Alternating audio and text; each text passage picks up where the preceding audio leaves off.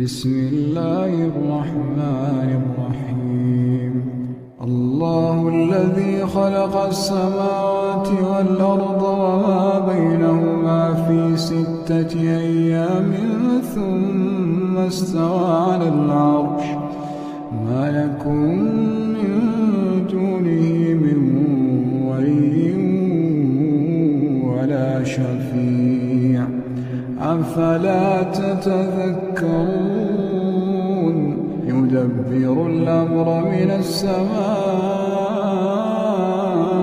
إلى الأرض ثم يعرج إليه في يوم كان مقداره 1000 سنة مما تعدون.